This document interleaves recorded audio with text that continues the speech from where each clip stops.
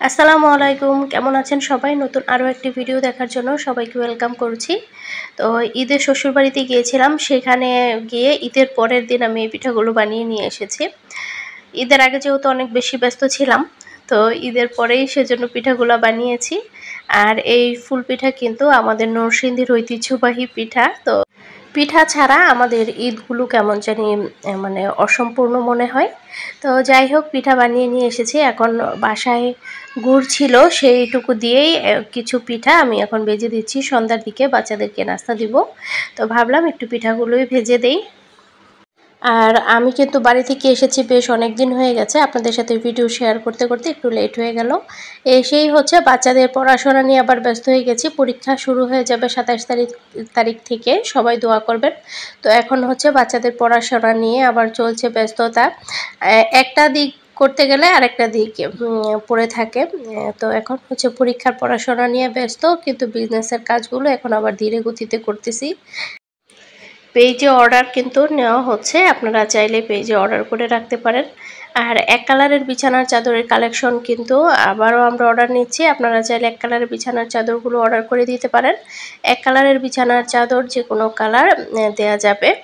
তো এই তো পিঠাগুলো ভেজে নিয়েছি, এর মধ্যে দেখতে পাচ্ছেন। আর এই পিঠাগুলো কিন্তু খেতে অনেক বেশি আমরা পছন্দ করি, আর অনেক নরম হয়েছে। এই পিঠাগুলো হচ্ছে আমরা ফুল পিঠা বলে থাকি, অনেক অঞ্চলে নকশি পিঠা বলে। তো যাই হোক, এখন হচ্ছে বিরিয়ানি রান্না করতে চলে আসলাম। এখানে তেলের মধ্যে হচ্ছে গরম মশলা দিয়ে দিলাম সব রকমের। তারপর বিরিয়ানির জন্য আমি মুরগির মাংস নিয়েছি আজকে। মুরগির মাংসটা মেরিনেট করে রেখে দিয়েছি অনেকক্ষণ আগেই। তো আজকে একটু ঝটপট রান্না করব। এভাবে মেরিনেট করে রেখে দিলে মাংসটা খেতে অনেক বেশি মজা হয়। আর আজকে যেহেতু হাতে মেখে রান্নাটা করছি, মশলা আগে কষিয়ে নিয়ে নিই, সেজন্য একটু আগে থেকে মেরিনেট করে রাখলে ভালো। তো যাই হোক, সবভাবে রান্না করা যায়, এক এক সময় এক এক রকম করে রান্না করি আর কি। তো এখন হচ্ছে মাংসটা আমি ভালোভাবে কষিয়ে নিব। মাংসটা কষানো হলে তারপর হচ্ছে পানি দিয়ে দিব। আর মাংসটার সাথে আমি কিন্তু আলু একসাথে দিয়ে দিয়েছি। আজকে আলু আমি আলাদা করে আর তেলে ভাজি নাই। তো আজকে হচ্ছে ঝটপট রান্নাটা সারছি। এর মধ্যে কিন্তু আমি আলহামদুলিল্লাহ ঈদের পরে আরেকটা অর্ডারের কাজ শুরু করেছি, ওনার। তো অর্ডারের কাজ কিন্তু চলমান। তো যারা অর্ডার করতে চান একটু আগে থেকে অর্ডার করে রাখবেন। পহেলা বৈশাখের জন্য আসলে কোনো কিছু এবার রেডি করতে পারি নাই সময়ের অভাবে। ঈদ শেষ হতে হতেই কিন্তু পহেলা বৈশাখ শুরু হয়ে গেছে, সেজন্য পহেলা বৈশাখের কোনো কাজ করতে পারিনি।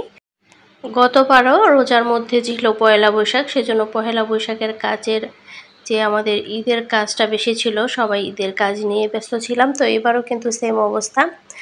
তো যাই হোক, পহেলা বৈশাখে কিন্তু মেলায় গিয়েছিলাম আমরা ঘুরতে। তো পরবর্তীতে আপনাদের সাথে শেয়ার করব, মেলায় ঘুরতে গিয়েছিলাম। তো আপনাদের কেমন কাটলো পহেলা বৈশাখ জানাবেন। বাচ্চাদের অনেক বেশি ইচ্ছা ছিল, তো ওদের ইচ্ছায় যাওয়া আর কি। তো যাই হোক, কথা বলতে বলতে মাংস কষিয়ে নিয়েছি, আর মাংসের মধ্যে একটু ঝোল দিয়ে দিয়েছি, তাহলে মাংসটা আর আলুটা একটু ভালোভাবে সিদ্ধ হয়ে যাবে। তো এই তো এই দিক থেকে হচ্ছে দেখেন আমার বিরিয়ানি রান্নাটা কমপ্লিট হয়ে গিয়েছে। বাকি রান্নাটা অফ ক্যামেরাতেই করেছি। আর এখন কিছু পেঁয়াজ বেরেস্তা করে দিয়ে দিলাম, আর কিছু বাদামটাও আমি হচ্ছে তেলের মধ্যে ফ্রাই করেছি। এতে করে বাদামটা খেতে অনেক বেশি মজা হয় আর ক্রিস্পি থাকে। তো বিরিয়ানি রান্না কমপ্লিট হয়ে গেছে, এখন সবাই মিলে গরম গরম খেয়ে নিব। আর বিরিয়ানিটা গরম গরম খেতেই কিন্তু অনেক বেশি ভালো লাগে। আর এখন আসি বিজনেসের কথা নিয়ে। তো সব সময় যে কাস্টমাররাই ঠকে অনলাইনে এরকম না, অনেক সময় কিন্তু আমরা যারা উদ্যোক্তা আছি আমরাও কিন্তু ঠকে যাই মানুষের মিষ্টি কথায়। তো এই প্রোডাক্টটা আমি ঈদের আগে রেডি করেছিলাম। এটা কিন্তু আমার ঈদের আগের একটা অর্ডার ছিল, একটা শাড়ি এবং একটা পাঞ্জাবি ডেইজি ফুলের। তো আপু হচ্ছে গোলাপি কালারের মধ্যে নিয়েছেন শাড়ি পাঞ্জাবি, উনি half silk sari Aarong cotton panjabi order করেছিলেন। তো কাজটা কমপ্লিট হওয়ার পরে ওনাকে আমি নক দিয়েছি। তো উনি মানে কাজ কমপ্লিট হওয়ার আগে প্রতিদিনই আমাকে মেসেজ দিত, আপু কাজটা কী হয়েছে, আপু কাজটা কী হয়েছে। তো আমি যেহেতু সিরিয়ালভাবে কাজ করি, তো আগের কাজগুলো আগে করে তারপর ওনার কাজটা করব।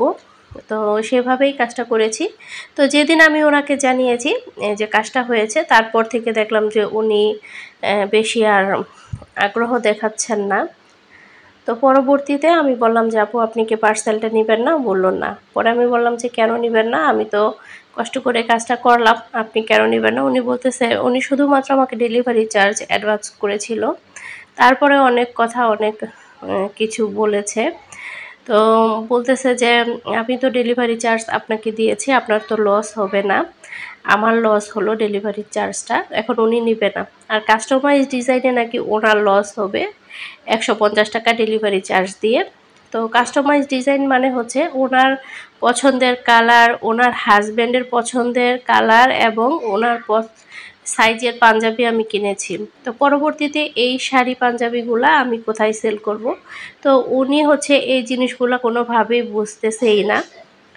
তো পরবর্তীতে উনি এক পর্যায়ে যখন কথা ওনার সাথে হচ্ছিল, এক পর্যায়ে উনি বলল যে না, উনি প্রোডাক্টটা নিবে, যেহেতু উনি অনেক শখ করে অর্ডার করেছেন। তো ঠিক আছে, উনি বলল নিবে।